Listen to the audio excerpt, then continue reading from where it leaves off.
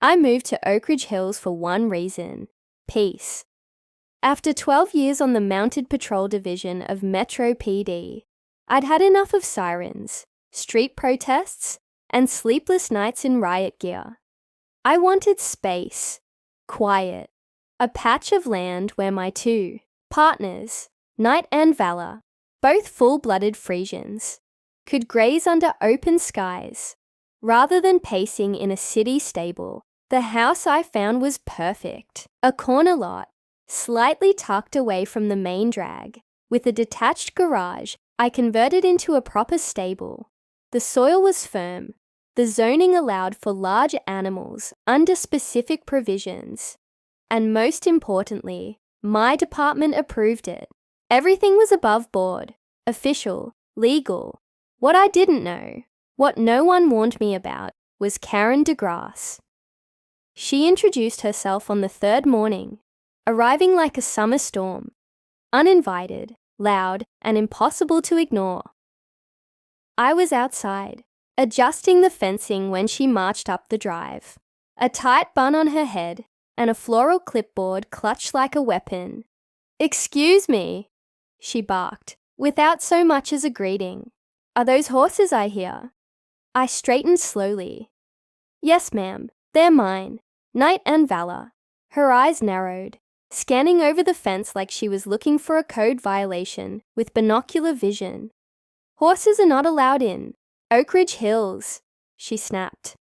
Section 14B of our HOA bylaws prohibits livestock and farm animals on private property. "They're not livestock," I said, calmly but firmly. "They're certified police mounts. I'm with the Metro PD mounted unit. These horses are—" "I don't care if they're from Buckingham Palace," she interrupted. "This is a residential community, not a ranch. We have rules for a reason."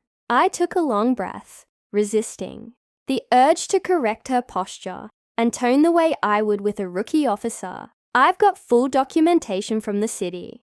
The animals are registered under city ordinance as official law enforcement service animals.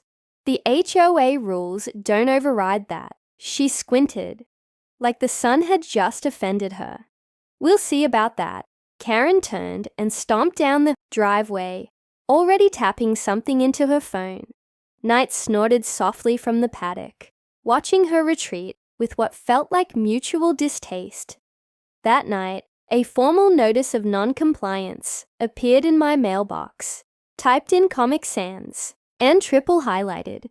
It cited violations of bylaws I'd already reviewed in detail, none of which held weight against city-level allowances. But that didn't stop Karen. Over the next few days, she escalated. First came the letters, then fines, $200, then $500, then a threat of legal action on behalf of the neighborhood.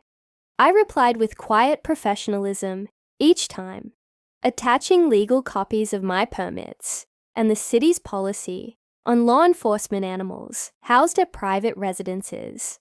I even included a note from my captain, verifying the horse's active duty status. But logic was not a language Karen spoke. By the end of the week, the neighborhood felt colder. More eyes lingered when I walked Night around the block. People whispered. Sprinklers turned on as I passed. One neighbor, a man with more lawn ornaments than actual lawn, refused to return my wave. Karen had gotten to them. I could see it in their eyes. Fear disguised as order, pettiness dressed as community pride. Still, I didn't push back. Not yet. I kept my responses professional. My yard clean. My animals quiet and contained. I followed every rule, even the one she invented, because in law enforcement, patience is often the most effective weapon. But that patience snapped when I came home, late Friday night, to flashing lights in my driveway and a city animal control officer standing near my fence. "Sir," he said, flipping through paperwork, "we received a complaint of unlicensed animals and potential abuse." My jaw tightened. From who? He didn't say it, He didn't have to. We both knew. I led him to the paddock where Knight and Valor stood under the moonlight, calm and majestic. The officer's demeanor shifted immediately. "These are the horses in question." I nodded. "Want to see their badges?" He laughed softly, more embarrassed than amused. I'm gonna note this as a false report, but I wasn't laughing. This wasn't just about horses anymore. Karen had crossed into dangerous territory, falsely accusing a law enforcement officer of misconduct. She thought she was dealing with a stubborn neighbor. She didn't realize she was picking a fight with the law, and the law was about to ride back. Karen DeGrasse didn't take embarrassment well. After animal control left without issuing a citation, after the officer even apologized, she switched tactics. Gone were the formal notices and bylaw citations. Now she went for character assassination. She started small. Flyers appeared in mailboxes. Anonymous, of course, though the font suspiciously matched her earlier notice of non-compliance. They warned of unregulated animals, unusual odors, and a potential public safety risk. Neighbors began crossing the street when they saw me walking Knight or Valor. Parents ushered children indoors like I was leading a pack of wolves. Then came the inspections. The HOA's so-called Compliance Review Committee, 3 retired busybodies with too much time and not enough hobbies, began showing up unannounced, walking my property line with measuring tapes and clipboards, snapping photos like they were building a case for trial. One even leaned over my fence to photograph the feed barrels. "You're trespassing," I warned. He flinched but didn't stop. "The HOA has a right to inspect any area visible from the street. You're on a stepladder." He lowered the camera and mumbled something about bylaws. I took a photo of him for my own records. The next day, I installed motion-sensitive cameras around the perimeter. Karen was escalating, and she was dragging others with her. Still, I refused to be baited. I kept my documentation updated. Every inspection report from my department veterinarian was laminated and logged. I spoke politely, never raised my voice, never made threats. But I began collecting evidence. Every false notice, every email, every time Karen stepped onto my property line without consent. I started building a file, not just for me, but for the city attorney. I'd handled gang cases with fewer paper trails, and still, she pushed. One morning, I stepped outside to find a pile of manure smeared across my mailbox. At first, I thought it was a prank, but the HOA sent me a notice that same afternoon, citing me for a biohazardous waste contaminating community infrastructure. That was the moment something inside me shifted. This wasn't about rules anymore. This was about control. Karen needed to win, no matter how dirty the tactics, and I was the one neighbor who wouldn't bow. The final straw came a week later. It was early, sun barely up, when I heard metal clanging from the back. I rushed outside to find a man in an orange vest crouched near the paddock gate. Knight snorted and stamped his hoof, warning him off. "Can I help you?" I called, voice sharp. He stood and turned sheepishly. "HOA told me to secure the gate. Said it was a community safety hazard. Did the HOA mention this gate is on my private property? That it's been cleared by the city and registered under law enforcement guidelines?" He shrugged, clearly just a contractor trying to get paid. I asked him to leave and informed him that any further unauthorized tampering would be reported as trespassing. But the message was clear. Karen was willing to interfere directly with the animals now. She was testing limits, hoping I'd crack, retaliate, lose composure. Instead, I made a call. Captain Jensen answered on the first ring. He was my unit commander. Sharp, no nonsense, and not a fan of wasting time. "You still doing that community relations event this quarter?" I asked. Trying to lock down a venue, he replied. Why? I've got space, I said. And a message to send. There was a pause, then a low chuckle. You want to host a mounted patrol demonstration. In your backyard. In my paddock, actually. Think you can get media coverage? Consider it done. That night, I crafted the invitations. Meet the mounted unit. Open house this Saturday. I sent them to every home in Oak Ridge Hills. Even taped one to Karen's mailbox. The stage was set. Let her try to stop the full weight of the law, complete with badges, horses, and press credentials. Because now, this wasn't just about me. It was about the badge, about showing Karen, and every clipboard-wielding tyrant who followed her, that some fences are meant to hold boundaries, and some were meant to be crossed. Saturday morning dawned cool and golden, the kind of day that begged for calm, but promised none. By 9 a.m., my paddock was transformed. Fold-out chairs lined the fence. Local kids sat wide-eyed with balloons tied to their wrists. And a makeshift stage, 2 hay bales and a flagpole, stood at the center. Knight and Valor gleamed under the rising sun, their black coats brushed to a mirror finish. Badges clipped proudly to their bridles. Then the squad rolled in, 3 horse trailers parked, cleanly at the edge of my property, followed by 2 cruisers bearing Metro PD insignia. Out stepped 4 fellow officers from the mounted patrol unit, 2 men, 2 women, all in full ceremonial uniform. Captain Jensen followed behind, eyes sharp, posture rigid. Nice turnout, he said, giving the horses a once-over. You sure this won't rattle your HOA? I smiled. That's the idea. By 10, a local news van arrived. A reporter with perfect hair and too much cologne started setting up by the fence. I spotted a few familiar neighbors trickling in, some curious, others cautious. Most came with folded arms and skeptical eyes. Then came Karen. She stormed across the cul-de-sac like she was walking into a courtroom, lips pursed so tight they could cut glass. She wore a blazer, a lanyard with her HOA badge, and a clipboard tucked under one arm, like a sword she couldn't wait to swing. This is not a sanctioned community event, she hissed, her voice barely above a whisper, but laced with venom. You didn't get board approval. There are liability issues, noise violations. You're disrupting the entire neighborhood. Captain Jensen turned to face her slowly, his badge catching the light. Mom, we're here at the request of Officer Quinn, he said. This is an official department demonstration. We're fully insured, authorized by the city, and protected under state law.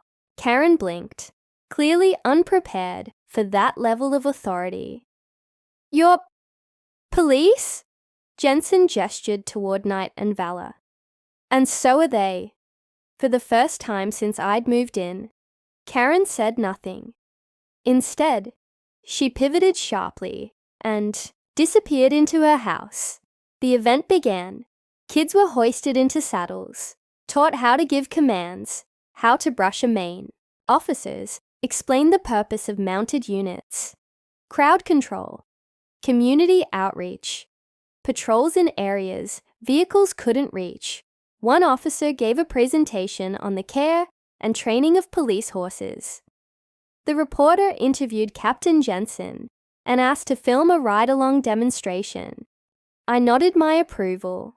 Valor and I circled the cul-de-sac, showing off tight turns, obstacle handling, even a gentle crowd dispersal maneuver.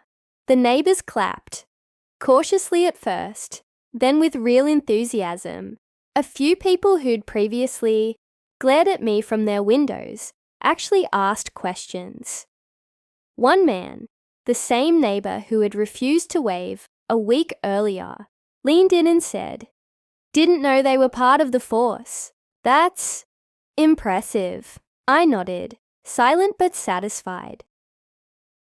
Halfway through the event, Karen re-emerged, but this time she wasn't alone.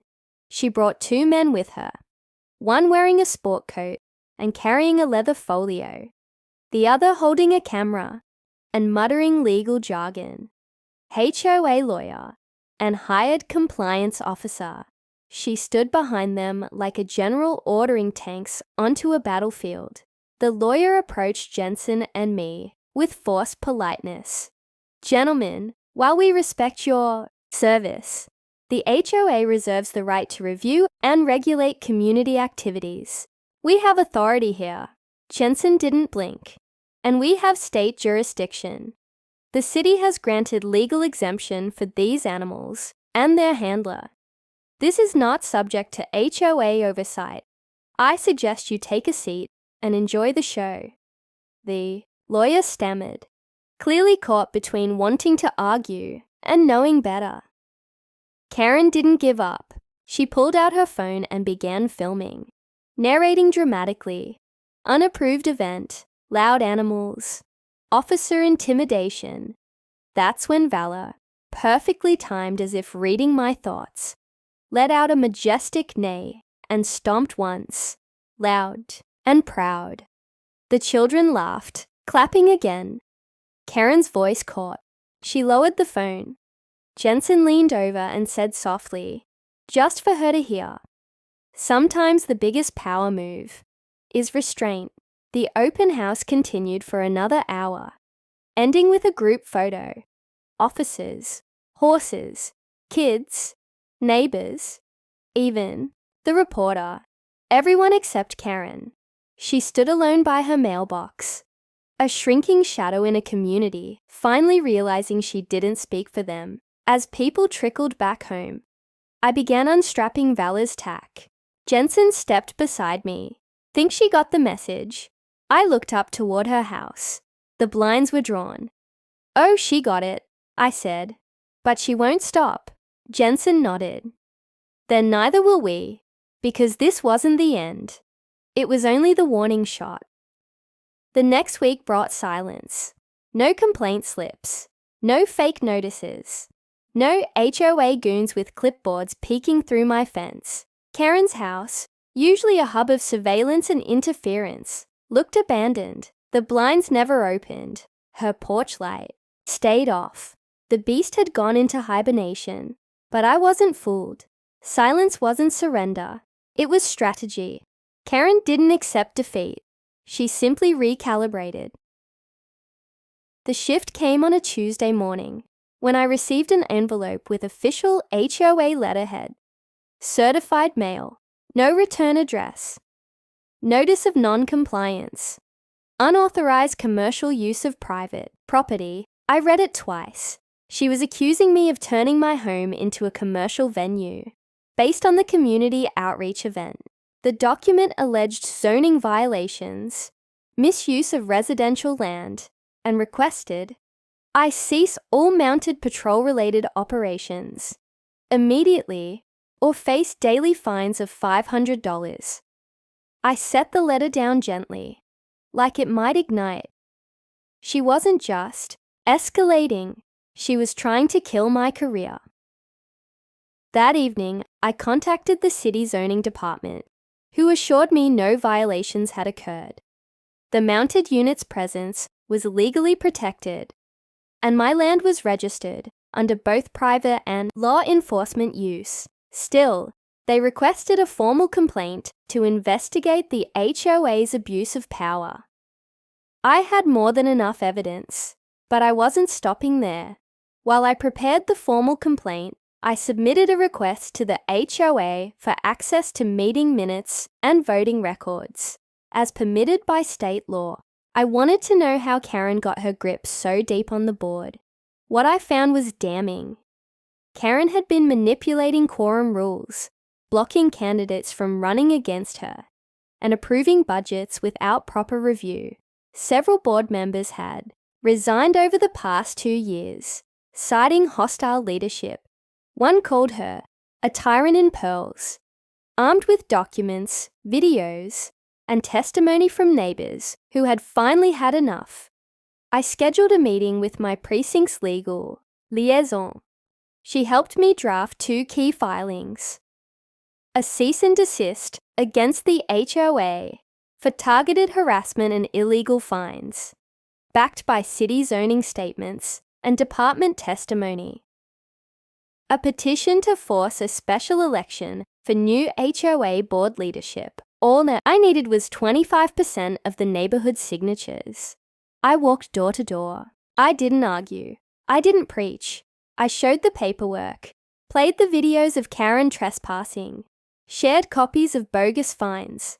I let the truth speak. It took 4 days. By Friday, I had 42%, well above the threshold. We submitted the petition, and the HOA was legally bound to hold a vote within 30 days. Karen, of course, fought back. She sent emails filled with vague threats, claiming my horses scared children, that I was militarizing the neighborhood, that I was turning Oak Ridge Hills into a circus. Her rhetoric only made things worse. Even her former allies started peeling off. One neighbor called me the next night. "I used to think you were showing off with the horses," she said. "Now I realize they were the only thing keeping this place from turning into a dictatorship." On election day, the clubhouse overflowed. Karen stood in front with her clipboard, trying to rally support, but the crowd wasn't with her. She looked like a woman commanding a ghost army, loud, certain, and completely alone. The votes were counted in under an hour. She was removed from the board. 2 new members were elected, neighbors who believed in transparency and fairness. Within a week, every bogus fine I'd ever received was reversed. A formal apology was issued by the HOA for inconsistent enforcement and overreach, but the final blow came quietly. One of the new board members, a retired judge, reviewed the association's finances. Turns out, Karen had used HOA funds to pay for her private lawyer, the same one who tried to shut down my community event. That's embezzlement. I watched from my porch one morning as an unmarked sedan pulled into her driveway. 2 plainclothes officers stepped out with a file folder and a warrant. Karen's reign ended not with a bang, but with a soft knock and the rattle of a doorknob. Knight snorted beside me, sensing the shift. Peace had returned. Real peace. I gave his neck a firm pat and whispered, "Justice rides tall." Because in this neighborhood, the badge didn't just hang on a chest. It stood on 4 legs, wore horseshoes, and didn't back down.